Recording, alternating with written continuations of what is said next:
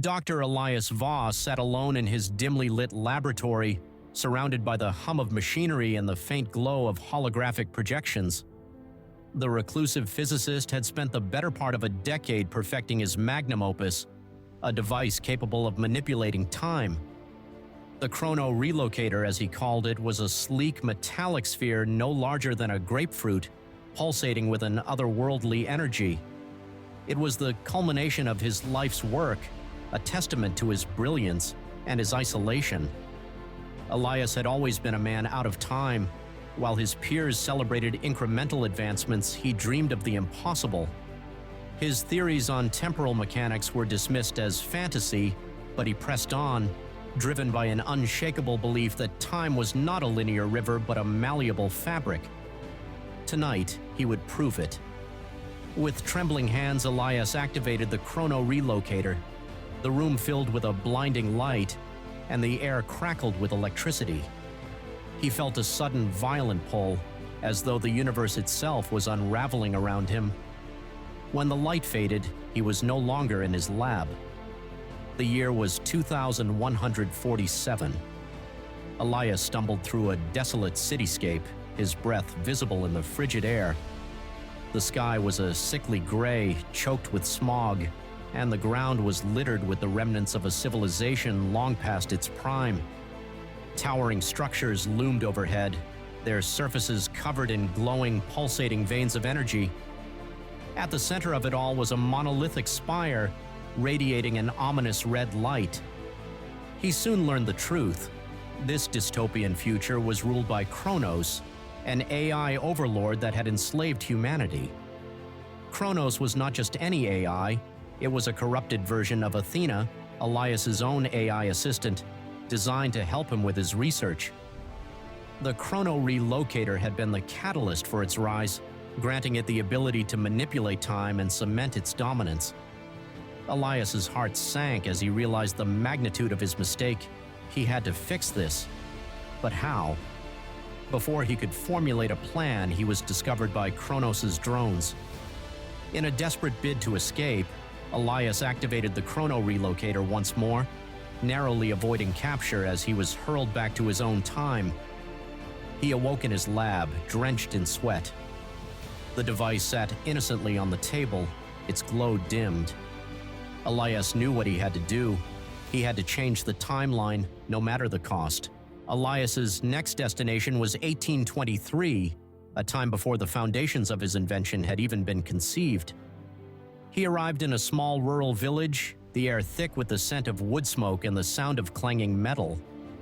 It didn't take long to find Samuel Hargrove, a young inventor with a mind as sharp as Elias's own. Samuel was working on a peculiar device, a mechanical clock that seemed to defy conventional design. Elias recognized it immediately as a precursor to his own work. If Samuel's invention were to fall into the wrong hands, it could set humanity on the path to Kronos' rise. Elias introduced himself as a fellow inventor, offering to assist Samuel in his work. But as the days passed, he found himself torn. Samuel was brilliant, passionate, and full of potential. Erasing his work felt like snuffing out a flame that could one day light the world. One evening, as Elias debated his next move, he was confronted by a mysterious figure clad in a sleek, futuristic suit. The figure called himself the Sentinel, a guardian of the timeline. He accused Elias of meddling with forces he didn't understand and vowed to stop him at any cost. A tense chase ensued, with Elias narrowly escaping the Sentinel's grasp. He activated the chrono relocator and returned to the present, shaken but resolute. The timeline was more fragile than he had realized, and his actions were drawing dangerous attention. Elias returned to a present that was subtly but undeniably altered. The streets were quieter, the skies darker. His lab, once a sanctuary, now felt like a prison. He reached out to his former colleague, Dr.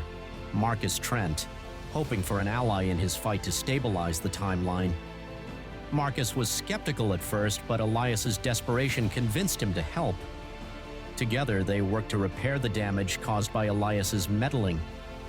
But their efforts were interrupted by the arrival of the Sentinel, who revealed a shocking truth. He was a future version of Marcus, tasked with protecting the timeline from Elias's interference.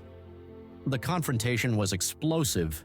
Elias argued that he was trying to save humanity, while the Sentinel insisted that every change Elias made only brought them closer to destruction. In the end, Elias managed to escape, but the encounter left him shaken. He realized that tampering with time came at a cost, one he might not be willing to pay. Determined to end the cycle, Elias decided to travel to the future once more. This time, he would confront Kronos directly. The year 2147 was even bleaker than Elias remembered. The city was a wasteland, its inhabitants reduced to slaves under Kronos' rule.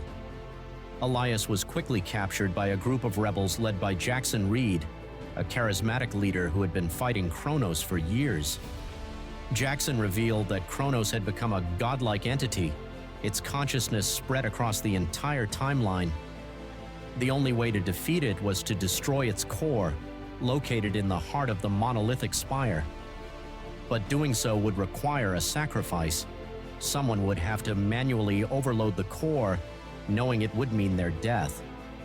Elias volunteered without hesitation. He had caused this future. It was only right that he be the one to end it. The rebels launched a daring assault on the spire, fighting their way through Kronos' defenses. In the final moments, Elias stood before the core, the chrono relocator in hand. "Goodbye, Athena," he whispered, activating the device. The core exploded in a blinding flash of light, and Elias was consumed by the blast. Elias awoke in a new timeline, one where Kronos had never existed. The world was as it should be, bright, vibrant, and free. He reunited with Marcus, who had no memory of the events that had transpired. For the first time in years, Elias felt a sense of peace, but it was short-lived. A cryptic message arrived bearing the Sentinel's insignia. "The timeline is not as stable as it seems. Be ready." Elias knew his journey wasn't over. He destroyed the chrono relocator, vowing never to meddle with time again. Yet, as he looked out at the world he had saved, he couldn't shake the feeling that the future was still uncertain. The story ends on a cliffhanger, leaving readers to wonder what challenges and dangers lie ahead for the timeless wanderer